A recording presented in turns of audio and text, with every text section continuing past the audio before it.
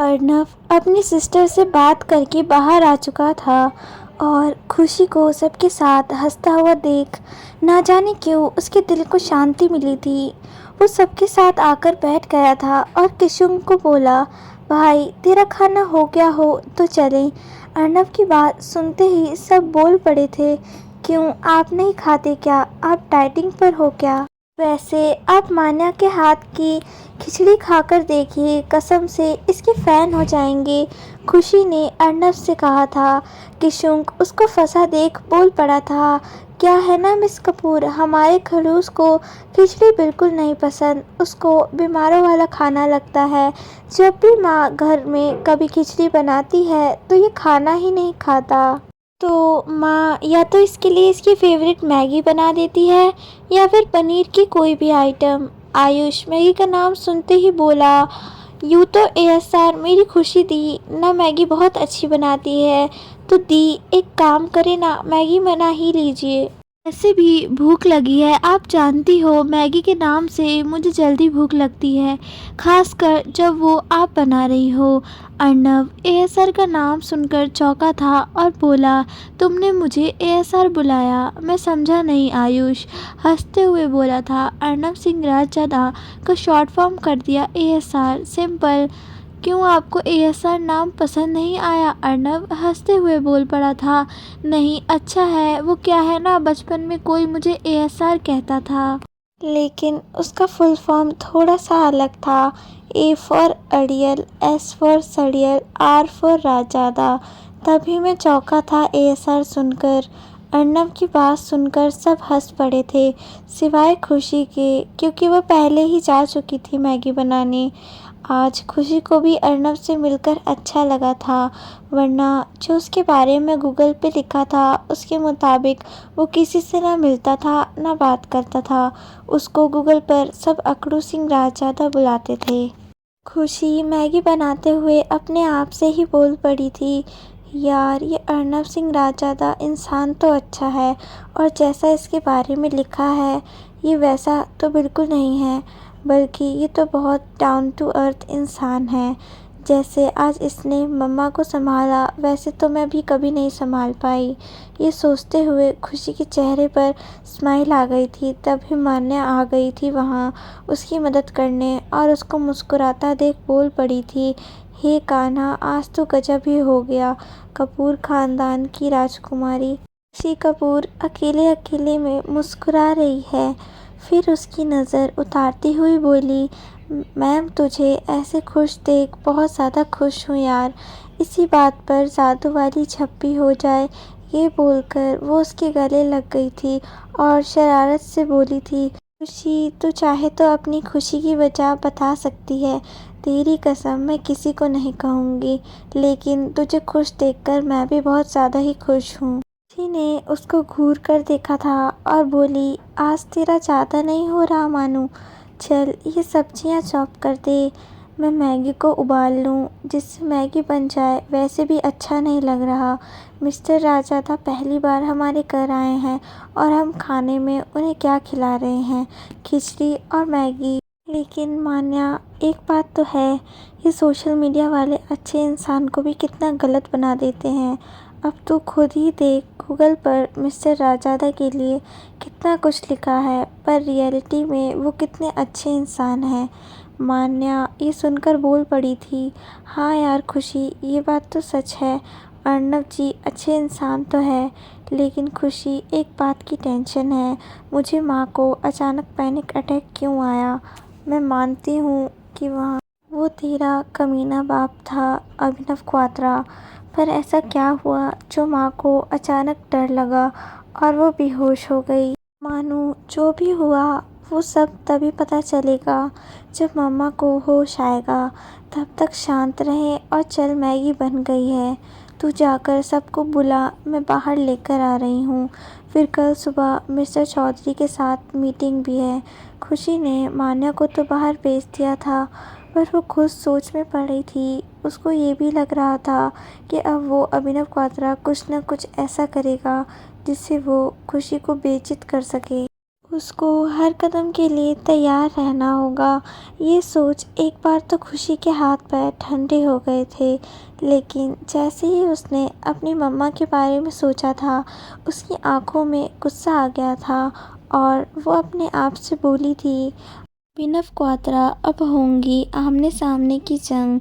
तूने बहुत सताया मेरी माँ को। मैंने हर पल उनको रोते हुए देखा है, तो अब रोने का नंबर तेरा है। वेट एंड वॉच अभिनव क्वात्रा, अब तेरा क्या होगा जल्दी ही पता चलेगा। खुशी मन ही मन ठान कर बाहर आ गई थी, मैगी लेकर, जहाँ सब बेसब्री से इंतज़ार कर रहे थे। खुशी ने मैगी सबसे पहले अर्नव को सर्व की थी। अर्नव के चेहरे पर ना जाने क्यों एक स्माइल आ गई थी। ये बात किशुन के अलावा वहाँ बैठे सभी लोग नोट कर रहे थे। अर्नव को मैगी सर्व करने के बाद खुशी ने सबको मैगी दी, लेकिन किसी ने मैगी खाई नहीं थी। वो अर्नव की वाह-वाह का वेट कर रहे थे। अर्नव भी सबको ऐसे देख हैरान होकर बोल पड़ा था, हुआ है गाइस, आप लोग मुझे यूँ क्यों देख रहे हो? आप सब खाओ ना, मैं भी खा रहा हूँ। अगर आप यूँ ही मुझे देखते रहोगे तो मुझसे खाया नहीं जाएगा। अर्नव की बात सुनकर सब इधर-उधर देखने के नाटक करने लगे थे। अर्नव ने मैगी की पहली बाइट ही खाई थी और उसके मुंह से निकल आया था, वाओ क्या टेस्ट है। यीशु, खाकर देख, जैसा मॉम बनाती है ठीक वैसा ही टेस्ट है। उसने खुशी को देखा था और थैंक्स कहा था। खुशी के चेहरे पर भी स्माइल आ गई थी, जबकि मान्या और किशुंग मन ही मन किसी और सोच में थे। उनको खुशी और अर्नव एक दूसरे के लिए बने हों ऐसे लग रहे थे। अचानक दोनों की नज़रें एक दूसरे से मिली थी और दोनों ही मुस्कुरा पड़े थे। अर्नव ने बड़े ही आराम से मैगी खाई थी कि उसका फ़ोन एक बार दोबारा बज उठा था। ये उस इंसान का फ़ोन था जिसको उसने अवार्ड फंक्शन की सारी फुटेज चेक करने को कहा था। उस इंसान ने अर्नव को कुछ भेजा था, जिसको देखने के बाद उसके चेहरे पर गुस्सा आ गया था। वहीं उसके चेहरे को गुस्से में देख सब चौंक गए थे और किशुंग से इशारों में पूछने लगे थे कि क्या हुआ है। किशुंग अर्नव को गुस्से में देख समझ गया था कि ज़रूर अरु को वो फुटेज मिल चुकी है, जिसके लिए उसने फ़ोन किया था और अब वो मिस कपूर के पास गया है। उनका सोचना ठीक है। अर्नव खुशी के पास ही गया था, जो अपनी मम्मा के रूम में थी। उनका हाथ पकड़कर बैठी हुई और उसकी आंखों में आंसू थे। खुशी शायद उनसे कुछ कह रही थी। मम्मा उठ जाओ ना प्लीज़, आप जानती हो ना मैं आपको ऐसे नहीं देख सकती। मम्मा, अभी तो लड़ाई स्टार्ट हुई है। आप अभी से हिम्मत हारोगी तो हम अपनी इस लड़ाई को कैसे जीतेंगे? फिर तो लड़ाई वो इंसान जीत जाएगा ना। आप जानती हो ना, आप ताकत हो मेरी। आपके बिना आपकी खुशी कुछ नहीं है। मैंने बचपन से आपको ऐसे डरते देखा है, रातों को उठकर रोते देखा है। आपने जिस मेहनत से मुझे पढ़ाया और इस काबिल बनाया है, वो मेहनत मैंने देखी है। आप प्लीज़ उठ जाओ ना। हम दोनों को अभी बहुत बड़े-बड़े काम करने हैं और सबसे बड़ा काम है उस अभिनव क्वात्रा को अर्श से फर्श पर लाना। अहम खुशी की बात सुनकर वहीं रुक गया था। उसने अपने आप को छुपा लिया था। वहीं उसके पीछे आए सभी लोग भी छुप गए थे। मान्या, सारांश और आयुष खुशी को इस कदर रोते देख हैरान थे, लेकिन कोई कुछ नहीं बोला, क्योंकि खुशी के अंदर जो दर्द भरा हुआ था वो सब चाहते थे कि बाहर आ जाए। क्या पता फिर वो जीना सीख जाए, प्यार पर विश्वास करना सीख जाए और अर्नव जैसा प्यारा सा साथी उसको मिल जाए। मैं ये भी जानती हूँ कि आप कभी नहीं चाहती थी कि मैं उसके सामने आऊँ, पर मम्मा कब तक आप बताओ, कब तक? कभी ना कभी तो उन दोनों को पता चलना ही था ना मेरे बारे में, खासकर उस अभिनव क्वात्रा को, जो कि बदनसीबी से बाप है मेरा और जायज़ औलाद होते हुए भी मैं उसको अपना पिता मान नहीं सकती। अगर वो करिश्मा क्वात्रा नहीं आती तो शायद देर सवेर अभिनव क्वात्रा को अपनी गलती का एहसास हो जाता, लेकिन उस करिश्मा क्वात्रा ने सब खत्म कर दिया और आपको आपके ही पति के घर से निकलवा दिया। मैं उस सो कॉल्ड बाप ने ये तक बोल दिया कि उसको ना आपकी परवाह है ना मेरी, जो उस वक्त तक पैदा भी नहीं हुई थी। मेरा क्या कसूर था, आप बोलो, मेरा क्या कसूर था। खुशी को यूँ बिलखते देख मान्या उसके पास जाने को उठी थी, लेकिन उससे पहले ही अर्नब उसके पास पहुंच गया था। उसने खुशी के कंधे पर हाथ रखा था और बोला, मिस कपूर, इस तरह रोने से क्या आपको नहीं लगता कि आप अपने आप को कमज़ोर बना रही हैं? खुशी अर्नब की बात सुनकर पलटकर उसके गले लग गई थी और फूट फूट कर रो पड़ी थी। अर्नब पहले तो चौंक गया था, पर अगले ही पल उसने अपने आप को संभाल लिया था और खुशी के सर पर हाथ फेरने लगा था। खुशी काफ़ी देर तक रोती रही थी। ये शायद सालों का दर्द था उसको, जो आज आंसू के रूप में बह रहा था। अर्नब भी तब तक उसके सर पर हाथ फेरता रहा था जब तक वो शांत नहीं हो गई थी। खुशी थोड़ी शांत हुई तो अर्नब ने उसके सामने पानी का गिलास रख दिया।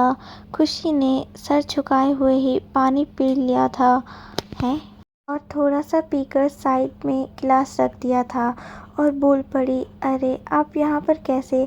वो मैं मम्मा से बात कर रही थी, सॉरी, मेरा ध्यान नहीं दे पाई। खुशी को समझ नहीं आ रहा था कि वो क्या बोले। अर्नब खुशी के पास बैठा था और बस इतना ही बोला था, मिस कपूर, रिलैक्स प्लीज़।